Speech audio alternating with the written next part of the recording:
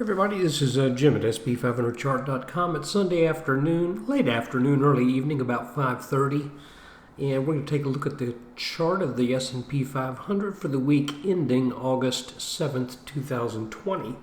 Before we do that, I need to remind you, as always, the website and the video are for educational purposes only. Nothing stated at the site or in the video is intended to be used as investment advice.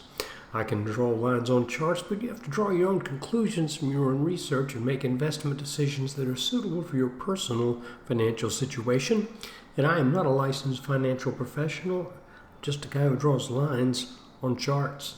So let's take a look. This is not going to be a very long video because everything is doing pretty much as we sort of had been talking about, and that is, we had a target area up here, 3 targets actually, that all happen within this gray box. We have the target from that triangle back here that you see just the end of. That as a target of around 3360. Then we got a target from what we think might be an inverted head and shoulders pattern. That's 3373. And then we have a target from a small cup and handle pattern that's 3348. We made that target this week, and now the question is, do we keep moving on up here? And if we do, here's the $64,000 question.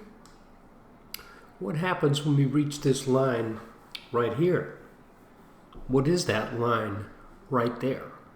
Well, give or take a few pennies, that is the all-time high for the S&P 500 that was made not that long before we got the coronavirus scare in full gear. So, that'll be very interesting to see. One thing is for sure, I feel pretty darn good about calling this bottom didn't call the very bottom, but when we got around 2400, that's when it became fairly clear, yeah, this looks like a bottom. And it has certainly performed like a bottom as well. We have a line of resistance up here, this orange line. That doesn't mean we have to come up to it, but that's what it would seem to imply. Additionally, well, I don't want to say additionally, what I should say, unfortunately, we do not have a support line that has the same amount of what I think is clarity in this upper line. We have a situation where our lows just don't line up. The closest thing we've got is this. And even with that, the lows don't line up.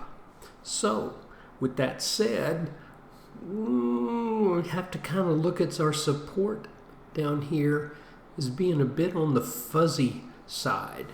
And sometimes that happens. So, if we take a look on a 5-minute chart, kind of see the week right here, we noticed a couple things. First off, we gapped up on Monday sideways for 2 days. Mentioned on the end of the day Tuesday, this looks like a bull flag. We broke out that flag, gapped up out of that on Wednesday morning. Mentioned also that I thought this might be a flag flying at half-mast. That means the move that preceded its formation should be or is likely to be equaled by the move that comes out of it. Then on Wednesday, and for 2/3 of the day on Thursday, we made another bull flag that broke out, but then we started to run into a little bit of resistance right around our target area.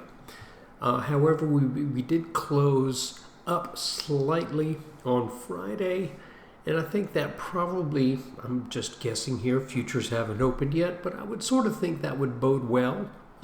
We'll see how things start out.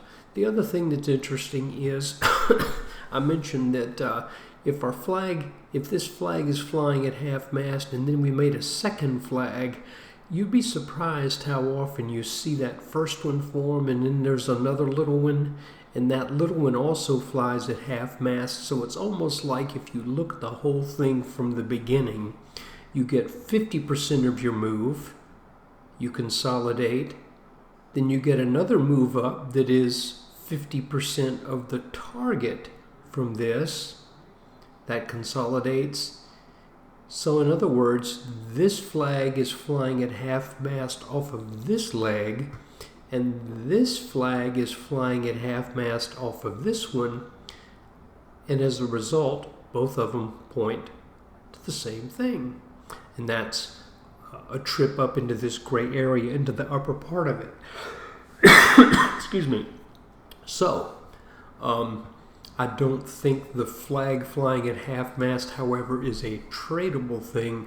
It's just something sort of fun to watch. So, there you have it.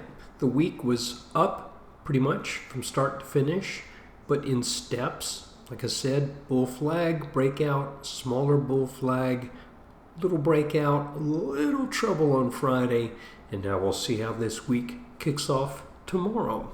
So for right now, I can't really say much more because all I can do is go back and talk about the things that we've already discussed because they're pretty much all coming to fruition. So that said, thanks for taking time out of your weekend to watch this. And as is always the case, thanks for your very kind support. Take care.